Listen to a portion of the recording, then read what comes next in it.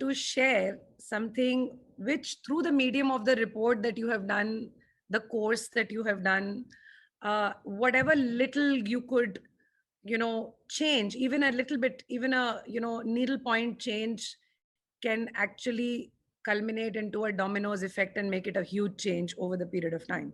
So, whether it is in context of you as a mother or whether it is in context of you as a person, what change did you bring about?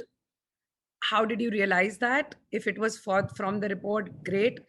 um, and for your children as well, if you could figure out something about your child and change the perspective a little bit, and because of that, because of your persistent effort, something changed. Before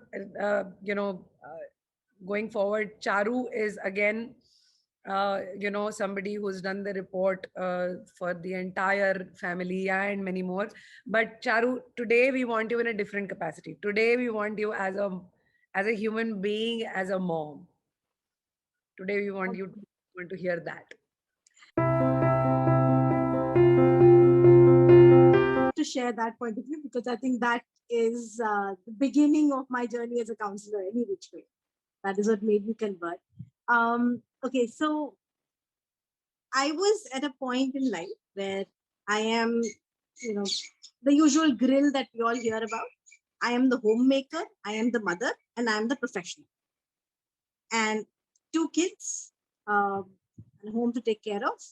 So what was the most obvious was chaos and confusion, and everyone trying to get into everybody else's shoes, and everything just falling apart. And obviously that meant that because as a homemaker and as a mother, we are attuned to the fact that this is our profile, our job profile. No matter who else is there in the house, it is our responsibility to handle the whole thing.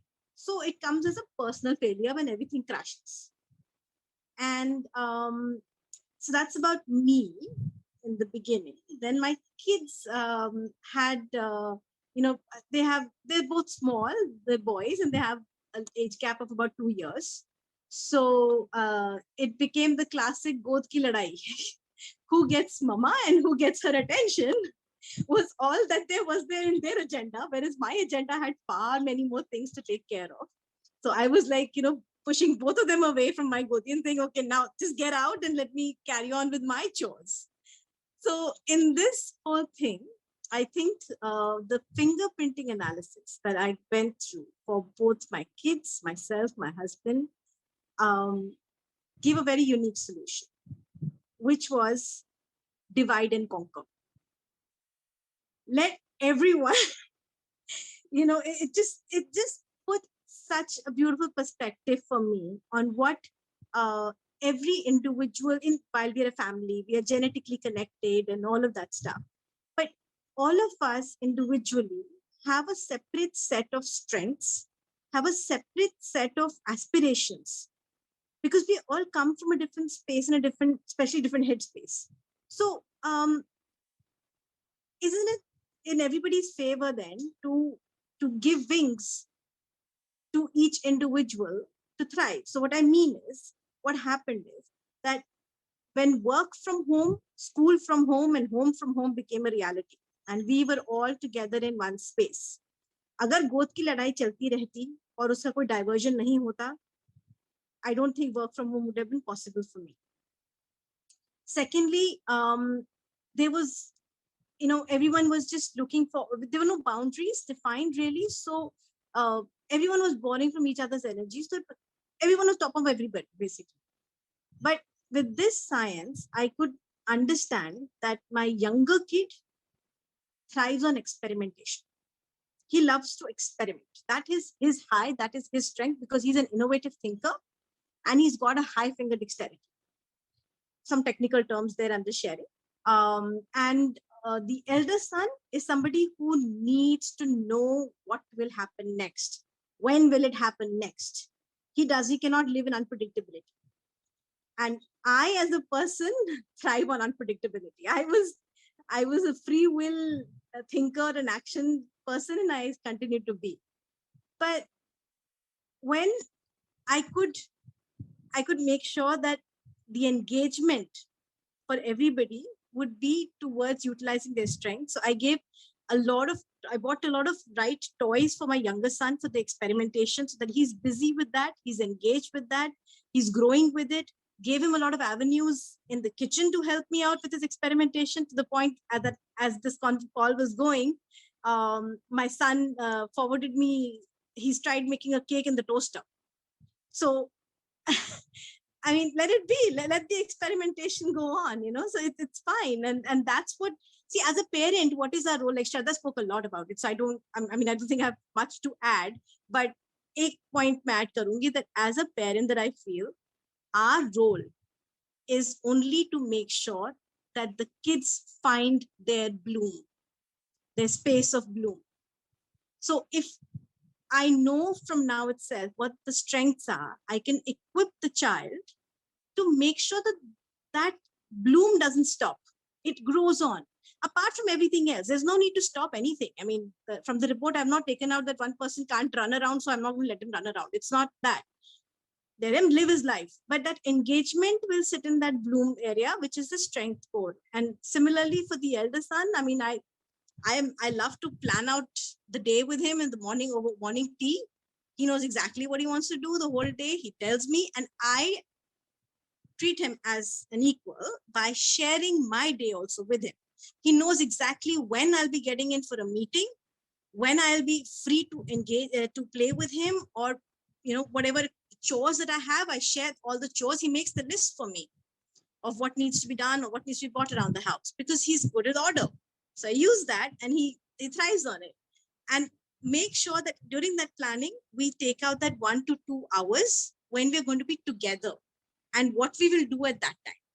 So I think that helped, that there was an independent life that all of us were leading through the day, and we'll come together in a certain space in certain time when we'll do things together as well. So there's that bonding that happened because we could divide the rest of the day, and everyone got a chance to do what they need to do and then come together. So it may, I think these are the small details that really count, because it is ultimately a day in your life and how you're able to lead it as a mom, as a parent, as a, I don't know, as a wife, as a professional, especially for women I'm talking, but of course this applies to men as well. I know that. But it's about how you are able to look forward to and spend a good day together or alone. So it's about the day. And that's why I think where all the details sit, and we tend to not live in the day. We tend to live either in past or future. And that's where solutions don't come up so easily for us. And I think that's where, probably, I mean, everybody's right that we have to put ourselves first, take care of ourselves first. That can happen only if you're living by the day, present moment. I think that's fantastic, Charu, because every day adds up to 365. That makes a year. So every single day counts, and every one day gone happily, safely in today's environment. Yeah. And that's it.